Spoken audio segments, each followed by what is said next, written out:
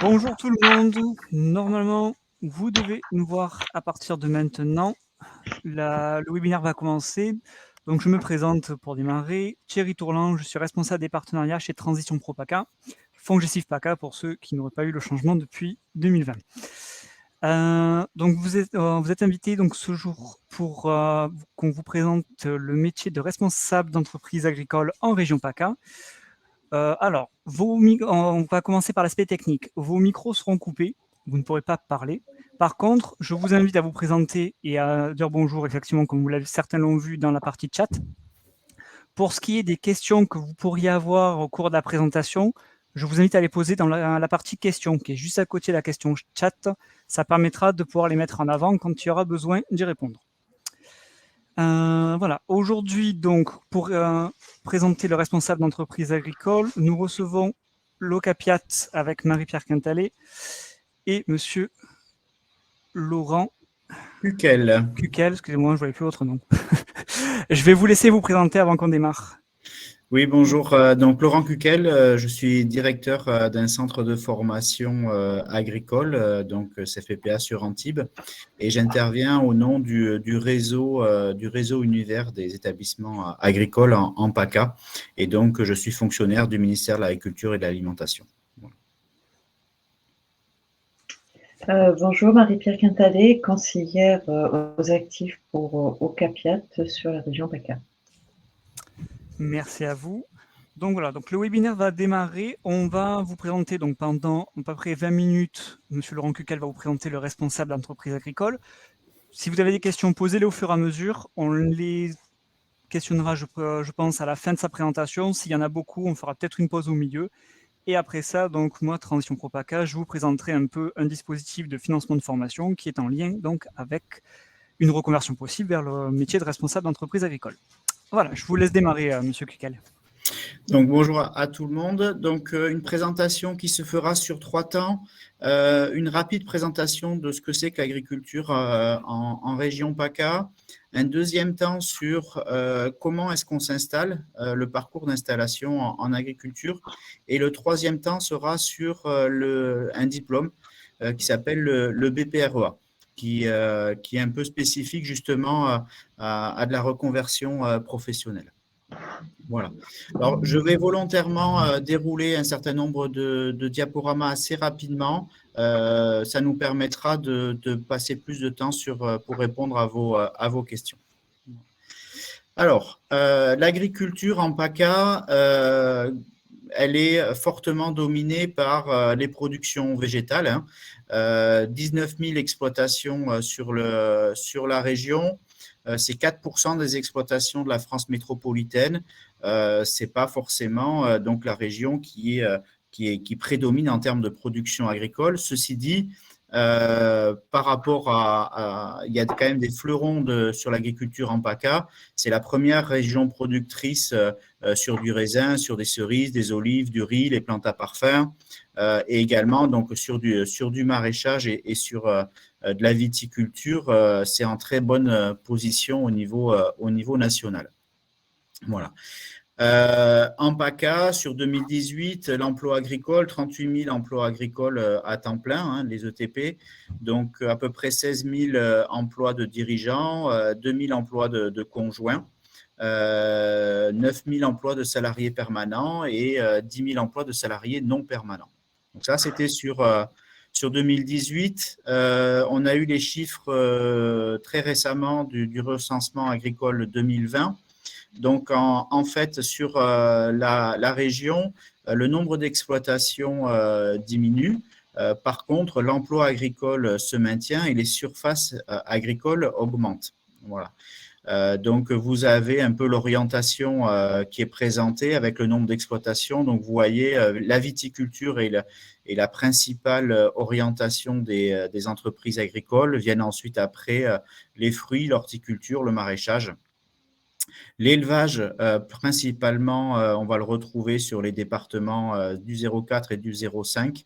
La polyculture, polyélevage n'est pas forcément n'est pas très importante, dans le département. La petite particularité des plantes à parfum et médicinales, donc premier rang des régions françaises. Et c'est une production qui aujourd'hui a vu une très nette, très forte augmentation de surface entre 2010 et 2020, et ça représente 1600 exploitations agricoles et plus de 3000 emplois ETP. Vous pourrez retrouver les informations au niveau de la DRAF ou de la Chambre d'agriculture.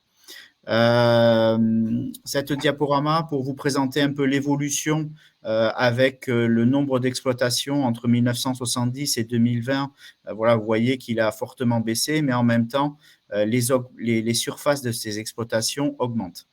Ce qui est important aussi, c'est de voir, et ça c'est particulier, c'est que le nombre de micro-exploitations, donc des toutes petites entreprises, a fortement chuté en 10 ans. Les exploitations donc, qui tiennent aujourd'hui sont des exploitations qui sont quand même avec une certaine structure. Elles ont particulièrement baissé en arboriculture. Par contre, ces micro-exploitations, elles ont beaucoup augmenté en maraîchage et notamment en lien avec de la vente directe. Sur l'agriculture, sur quelques chiffres par rapport aux exploitations, ce qu'il faut relever, c'est que c'est l'âge des exploitants. Donc, même si le nombre d'exploitations baisse, il y a un besoin de renouvellement de génération. Vous voyez, plus de 32% des chefs d'exploitation qui ont plus de 60 ans. Donc, il y a un fort enjeu sur la région de transmission et de renouvellement des générations. Et vous voyez qu'en 10 ans, le nombre d'ETP, donc la main-d'œuvre dans le secteur agricole, elle a été maintenue sur les 10 ans. Voilà c'est la rapide présentation de l'agriculture en région PACA. Alors, sur l'installation agricole, quelques chiffres. En 2021, donc il y a eu 1500 accueils en point accueil-installation, donc dans les chambres d'agriculture de la région. 320 accompagnements de projets, donc entre les premiers accueils et les accompagnements. Donc, on voit bien qu'il y a il y a un gros delta, hein, à peu près un tiers des accompagnements qui sont faits. Et puis, ensuite, après, la concrétisation, c'est 165 installations aidées. Voilà. On ne parle pas des installations non aidées, mais il y a eu 165 installations aidées dans la région. Alors, s'installer en agriculture, c'est d'abord un projet de vie. C'est très impliquant et forcément, mais comme toute transition professionnelle, ça re-questionne effectivement la vie, mais sur l'agriculture, c'est encore plus important. S'installer en agriculture, c'est comme tout changer de métier, ça nécessite des compétences et de l'expérience. On travaille avec du vivant et donc il y a nécessité de renouveler un certain nombre d'expériences et comme on travaille parfois sur des cultures que l'on va pouvoir avoir qu'une fois dans l'année, eh bien, il faut plusieurs années pour avoir plusieurs fois l'expérience. Voilà. S'installer en agriculture, c'est aussi disposer de moyens de production et l'un des plus importants, ça reste quand même le foncier. Et donc le foncier, alors y compris si on fait du hors-sol en agriculture urbaine, mais pour tout ce qui nécessite du travail de production, il y a besoin de terre. Et donc, c'est un aspect important dans le cadre de l'installation en agriculture.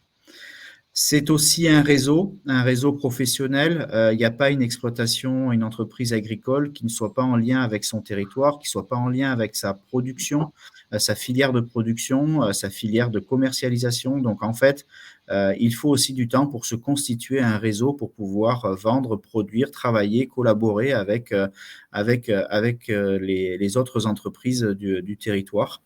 Et puis, s'installer en agriculture, c'est aussi parfois pour ceux qui veulent bénéficier d'aide ou pour pouvoir bénéficier justement de l'accès au foncier, c'est la nécessité d'acquérir ce qu'on appelle la capacité professionnelle agricole, dont c'est un certain nombre de diplômes qui sont écrits et qui donnent cette fameuse capacité professionnelle agricole. Voilà. S'installer en agriculture, c'est aussi un parcours qui prend du temps. En moyenne, on se rend compte que un parcours d'installation, ça se fait en moyenne et rarement en dessous de 3 ans, entre le moment où on a l'idée et le moment où il y a une concrétisation et la mise en place du projet. Donc, si on veut, il y a un parcours qui est bien fléché dans le cadre d'installation avec des aides. Donc là, c'est bien précisé au moment de l'entretien avec au niveau du point accueil installation au niveau des chambres d'agriculture. Mais ces étapes-là, elles sont quand même nécessaires pour pouvoir suivre et réussir son installation. Alors qu'on soit dans le cadre d'installation aidée ou dans le cadre d'installation non aidée, ça n'empêche qu'il faut prendre des informations, trouver une exploitation, compléter sa formation et ses compétences, chiffrer, s'installer, poursuivre. Toutes ces étapes-là, elles sont de toute façon, on va pouvoir les retrouver dans les différentes étapes de l'installation. J'ai rajouté à côté, effectivement, se former donc, pour pouvoir acquérir la capacité professionnelle ou des compétences, et puis passer du temps pour acquérir de l'expérience. Alors, acquérir de l'expérience et la capacité professionnelle, ça peut se faire dans à différentes occasions, avec différents supports, différentes aides, différents partenaires. Mais de toute façon, ça nécessite du temps. Et donc ça, il faut bien le prendre en compte. Alors, l'un des moyens pour se former et acquérir la capacité professionnelle agricole, c'est un diplôme qui s'appelle le BPREA, dont vous avez peut-être entendu parler, donc qui est le brevet professionnel responsable d'entreprise agricole, qui est un diplôme du ministère de l'Agriculture et de l'Alimentation. Alors, pardon, c'est allé un peu vite. Alors, pour acquérir ce diplôme, on peut le faire soit par la formation. Donc là, les prérequis, c'est d'avoir un diplôme minimum d'un niveau 3, c'est un niveau CAP, ou 1 an d'activité en lien avec le métier, ou 3 ans d'activité dans une autre filière. Voilà. Et la durée de la formation, réglementairement, c'est 1200 heures centre et entreprise, et un minimum de 350 heures en entreprise. À titre indicatif, donc ça, c'est ce qu'on va retrouver dans le décret de création du diplôme. Sur la région PACA, à partir de septembre 2022, on devrait être autour d'un projet sur 1008 heures en centre et 343 heures en entreprise. Voilà, donc ça, c'est pour des parcours complets. On va voir qu'il y a de multiples moyens de personnaliser le parcours et tous autant que vous êtes, si ça se trouve, vous n'aurez pas forcément le même nombre d'heures à la fin. Pour acquérir le BPREA, il y a aussi la possibilité pour ceux qui ont éventuellement une expérience professionnelle dans le domaine, c'est de passer par un parcours de VAE, donc de validation des acquis de l'expérience, qui permet, en fonction de votre expérience, de valider tout ou partie du diplôme. Voilà, donc c'est un dossier à remplir. Vous pouvez être accompagné pour remplir ce dossier de VAE. Et donc, pour pouvoir au moins valider une capacité, il faut 1 an d'expérience. Voilà, mais on sait bien que dans le cadre du diplôme, il faut quand même pour pouvoir justifier de la maîtrise de l'ensemble des compétences du diplôme, il faut quand même au minimum 3 ans. Voilà. Et alors, je vais vous parler aussi de la possibilité réglementaire d'acquisition progressive de la capacité professionnelle qui peut se faire dans le cadre de situations d'urgence, notamment quand on a à reprendre une exploitation un petit peu en urgence. Il y a la possibilité de s'installer et en même temps, pendant les 5 ans de la première, les 5 ans de l'installation, de pouvoir passer les différentes parties du diplôme tout en commençant son activité professionnelle. Mais on est vraiment dans le cas très particulier suite à une invalidité ou un décès du chef d'exploitation et quand quelqu'un veut la reprendre pour pas perdre on va dire pour pas que l'exploitation, l'entreprise périclite, on autorise les gens à se lancer dans l'activité et de passer leur diplôme en même temps. Voilà. Mais c'est vraiment à titre exceptionnel. Alors, ce BPREA, ce diplôme, il est construit autour des différentes situations et compétences d'un chef d'entreprise agricole. La première des compétences, c'est se situer en tant que professionnel, donc c'est tout l'environnement professionnel autour de l'entreprise, c'est également les bases en termes de biologie, en termes de réglementation, les besoins aussi de connaissances sur les signes de qualité, les différentes certifications que l'on peut retrouver. Le deuxième capacité, c'est piloter le système de production. Donc, on est sur voilà, une analyse un petit peu stratégique de l'entreprise, une conduite stratégique de l'entreprise. La troisième capacité, c'est conduire les activités de production. Donc là, je pense que ça parle à peu près de soi-même. Ensuite, après, on est sur assurer la gestion technico-économique, financière et administrative de l'exploitation de l'entreprise. Ensuite, cinquième capacité, c'est la commercialisation, valoriser les produits et les services. Et ensuite, après, on est sur deux capacités qui sont complémentaires, qu'on appelle des UCAR, que je vous présenterai tout à l'heure, qui sont des compétences complémentaires à la partie conduire des activités de production. Voilà. Donc, cette capacité pour pouvoir valider le diplôme du BPREA. Alors, les 7 capacités, donc pour illustrer un petit peu avec des sous-capacités. Alors, c'est du référentiel, mais ça explique un petit peu ce qu'il y a dedans. Donc, se situer en tant que professionnel, sont développer une culture professionnelle en lien avec le vivant et se positionner dans les différents types d'agriculture, leur histoire, leur fondement et leur organisation. Quand on parle de piloter le système de production, c'est réguler l'activité au regard de la stratégie, des opportunités et des événements. Et puis enfin, c'est gérer le travail sur l'exploitation, donc pour soi, mais éventuellement aussi pour des salariés potentiels ou les autres personnes qui vont travailler avec vous. Ensuite, après, on est sur la capacité à conduire le processus de production dans l'agrosystème. Donc, ça veut dire combiner les différentes activités liées aux productions et c'est mettre en œuvre les opérations liées à la conduite des productions. Donc, on est sur les différentes activités de production. Enfin, les dernières capacités, donc la gestion technico-économique, financière et administrative de l'entreprise. Donc, porter un diagnostic sur les résultats de l'entreprise à l'aide d'indicateurs spécifiques et réaliser des choix pour l'entreprise en matière de situation fiscale et juridique.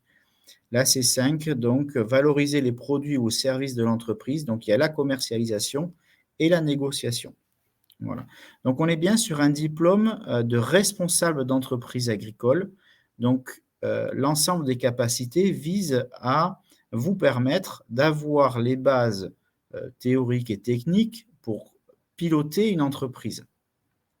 Ce n'est pas un diplôme de salarié agricole où on va vous donner et passer du temps à différentes opérations techniques que vous aurez à faire quand vous allez vous installer. Mais ces capacités-là, on va dire techniques vraiment liées au métier, il vous faudra du temps pour l'acquérir et éventuellement l'avoir avant ou après l'installation. Mais là, on est vraiment sur en tant que chef d'entreprise, comment vous allez organiser, piloter et faire des choix pour votre entreprise.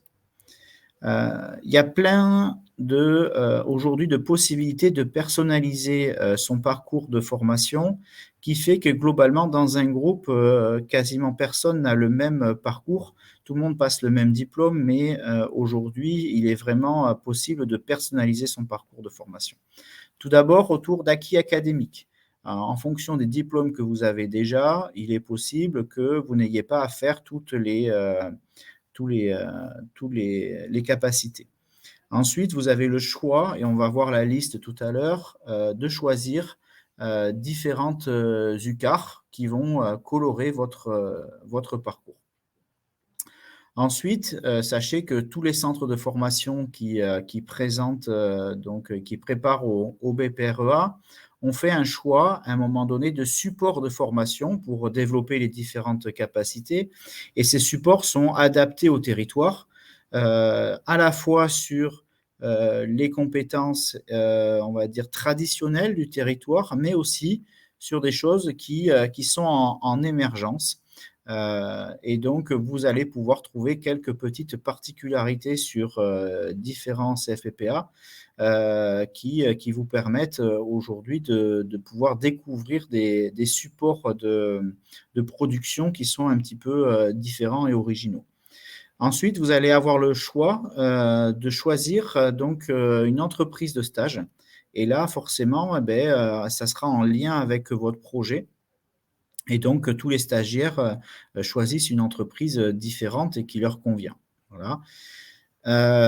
Ensuite, il y aura aussi le choix des supports d'évaluation qui va aussi avec les entreprises de stage et avec le projet. C'est-à-dire que pour une même compétence, comme vous allez devoir apporter la preuve de la maîtrise de la capacité, vous aurez la possibilité d'avoir un support d'évaluation qui correspond spécifiquement à votre projet. Et enfin, sachez-le, le diplôme, à partir du moment où vous passez la première épreuve, vous avez 5 ans pour valider l'ensemble du diplôme, voilà, réglementairement.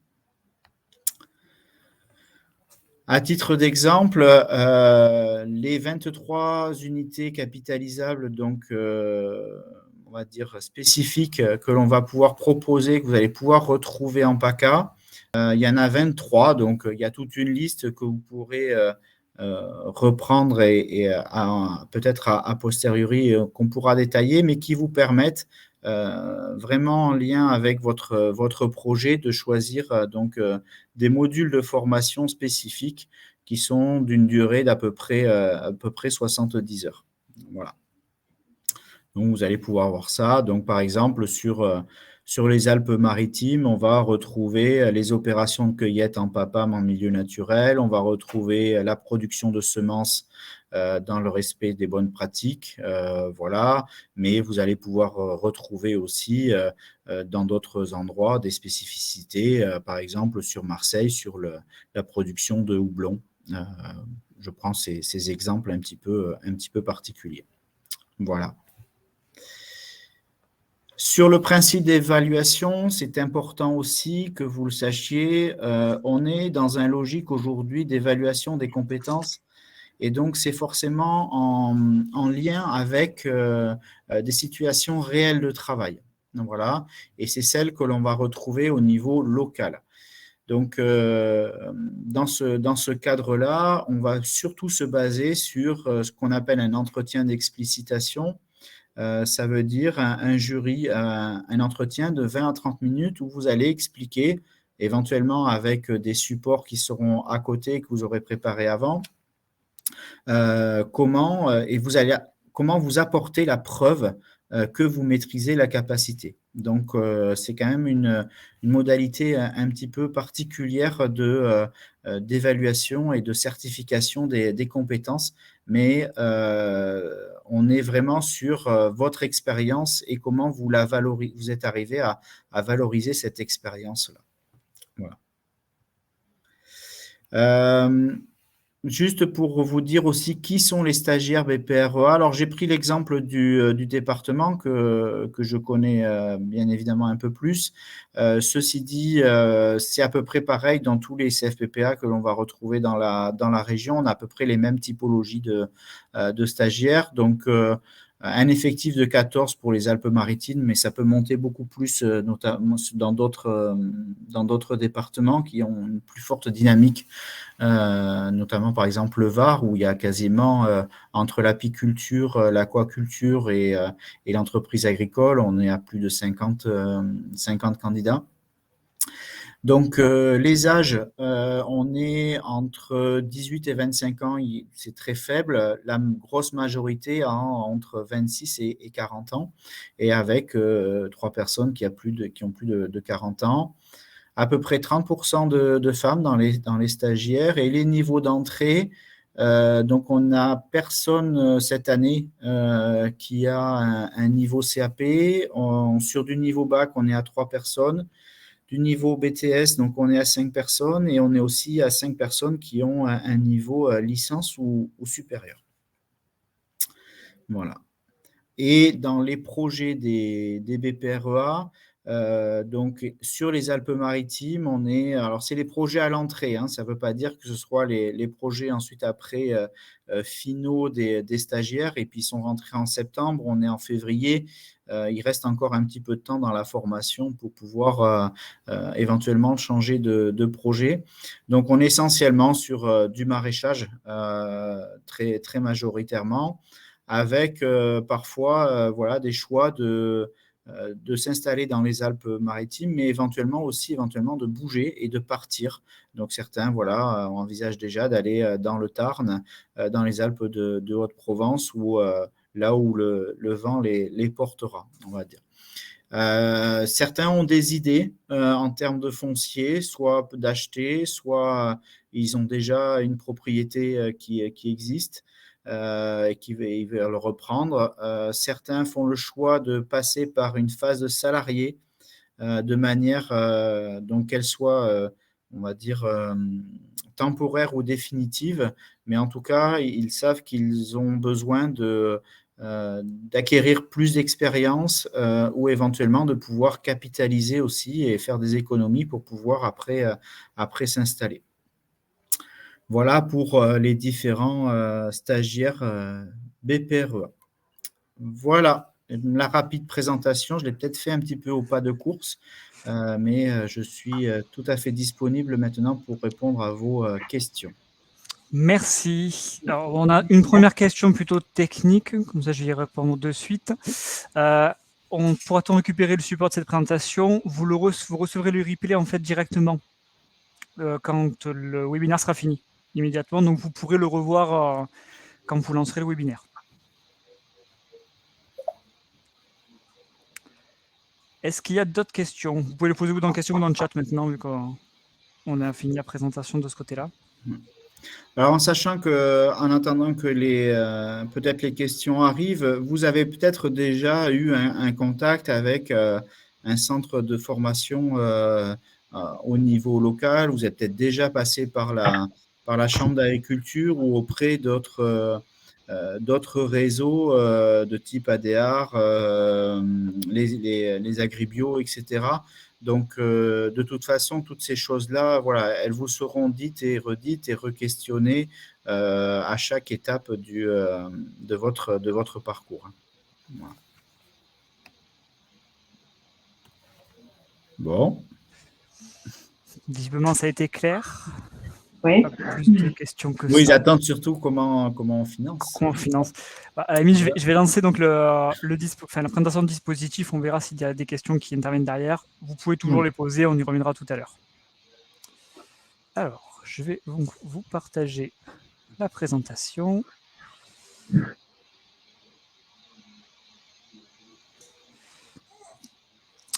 Donc, je vais vous présenter vite fait rapidement un dispositif donc pour un dispositif pour financer une reconversion. Donc, par exemple, pour vous diriger vers le métier d'agriculteur. Alors, tout d'abord, donc, je vous l'ai dit tout à l'heure, Transition Pro PACA, anciennement FONGECIF PACA, suite à la loi du 5 septembre 2018 sur la liberté de choisir son avenir professionnel. Le FONGECIF PACA, donc, il y avait des missions liées au congé individuel de formation et au CEP. Aujourd'hui, il n'a plus que la mission, n'a plus le CIF, puisque le congé individuel de formation n'existe plus. Il a été remplacé par le PTP, projet de transition professionnelle que je vais vous présenter. Et le CEP est dévolu à un opérateur privé, c'est le réseau EVA dans la région. Vous voyez les autres missions qui sont les nôtres, donc les partenariats, le certificat CLEA, etc. Donc le PTP, projet de transition professionnelle. C'est un dispositif qui ressemble beaucoup au CIF que vous pouviez connaître avant. il y a quelques différences, donc on vous a noté. Il se dirige obligatoirement. Pourquoi il a sauté, lui? Il se dirige obligatoirement vers un changement de métier ou de profession, que ce soit en interne ou en externe. C'est-à-dire que voilà, aujourd'hui, vous êtes aide-soignante, vous voulez devenir donc agriculteur, agricultrice. C'est un changement de métier, un changement de profession au sens légal du terme, c'est-à-dire un changement de code ROM au sens de Pôle emploi. Vous êtes comptable, vous voulez devenir responsable comptable, vous êtes dans ce qu'on appelle une évolution professionnelle. Donc, ce n'est pas éligible au projet de transition professionnelle. La différence, elle est là.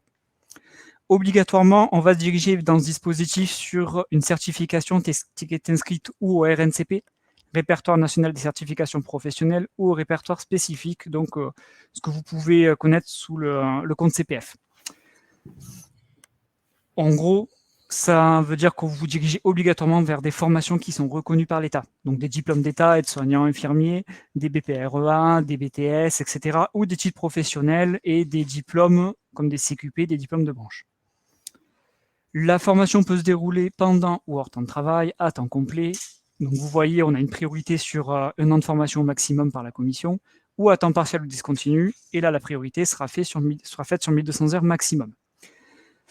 C'est vous qui allez en fait nous faire la demande par rapport à votre temps de formation, que vous allez voir en fait par rapport à votre organisme de formation. Vous n'aurez pas le même temps de formation si vous passez une licence à la fac, si vous passez un BPREA ou si vous passez un titre professionnel. Le rythme sera décidé ou bien par rapport à votre parcours ou bien par rapport à l'organisme de formation. Votre employeur a une possibilité de report de la formation de 9 mois maximum. Il peut très bien faire moins. S'il considère que voilà, vous allez perturber le service en partant de suite, il demande un temps. Ou un refus de la demande si, par exemple, vous avez déjà 2% de l'effectif qui est en PTP au sein de la structure. Comme vous le voyez, le CPF, donc le compte personnel de formation, il est obligatoirement mobilisé quand vous faites la demande du PTP. Donc, si jamais vous avez dans l'idée de faire plusieurs formations, il va falloir commencer par le CPF et non pas par le PTP. Vous ne pourrez pas revenir dessus une fois que la formation est faite. Quand le CPF est touché, on ne peut plus revenir dessus. En termes d'éligibilité, l'ancienneté, elle s'apprécie à la date de départ en formation. Donc, si vous n'avez pas encore l'éligibilité totale aujourd'hui, si vous l'avez quand vous démarrez la formation, ça suffit. Pour les CDI, il vous faut 24 mois d'activité, 12 mois dans la même entreprise. Donc vous voyez, ça, pour ceux qui connaissaient, ça ressemble beaucoup à ce qui existait sur le CIF. Pour les CDD, il faut que vous soyez en poste depuis 24 mois, enfin que vous ayez fait 24 mois d'activité sur les 5 dernières années, il faut que vous soyez en poste au moment de la demande. C'est-à-dire qu'il faut que votre CDD, vous soyez en cours de CDD au moment où vous faites la demande. On ne peut pas sinon valider votre demande de PTP. Il va falloir retrouver un CDD derrière si vous voulez sinon. Pour les intérimaires, votre employeur, ce n'est pas là où vous faites la mission, c'est votre boîte d'intérim principale, votre structure d'intérim, là où vous avez fait au moins 600 heures d'intérim. Il vous faut 1600 heures d'intérim sur les 18 derniers mois minimum pour pouvoir bénéficier, pour pouvoir faire une demande. Pour les intermittents, je ne vais pas trop m'y attarder, mais il vous faut au moins 2 ans d'ancienneté et 220 jours de travail ou cachés sur les 60 derniers mois. En termes de renseignement, de la demande de financement, elle est forcément en ligne. Dans les espaces sécurisés, vous avez 3 volets à remplir, le salarié, l'organisme de formation et l'employeur. L'employeur, bien sûr, n'est à remplir que si vous avez une formation qui est sur le temps de travail. Si c'est hors temps de travail, vous n'avez pas besoin de lui faire la demande. La demande, elle est finalisée au moins 3 mois, jour pour jour, avant le début de la formation. Il n'y aura pas de dérogation si vous n'êtes pas dans les délais. Le dossier, il est étudié selon 3 critères qui sont légaux, qui sont définis par le ministère. Donc, c'est la cohérence du projet, la pertinence du parcours de formation et des modalités de financement et les perspectives d'emploi. En gros, c'est la connaissance que vous avez du métier vers lequel vous allez, toute la cohérence du projet que vous pourrez présenter. La pertinence du parcours, c'est le lien que vous faites entre la formation et le métier que vous allez faire. Vous ne faites pas un CAP pâtissier pour devenir boulanger et inversement. Et les perspectives d'emploi, c'est toute l'employabilité que vous pouvez avoir derrière. C'est à vous, quelque part, à amener tous les éléments que vous pensez nécessaires à la commission. Le financement, s'il est pris en charge, on paye directement l'organisme de formation, ça ne transite pas par vous, c'est payé intégralement, sauf cas particulier. Les éléments de rémunération sont remboursés à l'employeur directement, donc quand vous êtes en CDI, c'est l'employeur directement qui vous continue à vous payer, nous on le rembourse. Et les frais annexes, par contre, selon un barème qu'on vous donnera quand vous déposerez le dossier, vous seront remboursés. On parle bien de remboursement, c'est-à-dire que c'est vous qui faites l'avance des factures. pour ceux qui travailleraient dans une entreprise de moins de 50 salariés. Étant donné que ce sont des petites entreprises, votre employeur doit en faire la demande, mais il a la possibilité de demander une avance sur salaire, une avance de trésorerie. Donc, on paiera une grosse partie du salaire avant même que votre employeur ne vous les paye. Mais c'est à lui de faire la demande. Voilà, vous avez donc nos contacts. Quand vous déposez un dossier PTP ou quel que soit le dispositif, vous avez une ligne directe avec votre charge d'instruction qui s'occupera de vous. Sinon, vous pouvez, si vous voulez plus d'informations sur ce dispositif ou sur d'autres dispositifs, vous inscrire dans des visios. On a des visios qui sont pour chaque dispositif, donc pour le projet de transition professionnelle, ça peut être pour constitution de dossier, etc. Et vous avez donc notre site internet transitionpropaca.fr.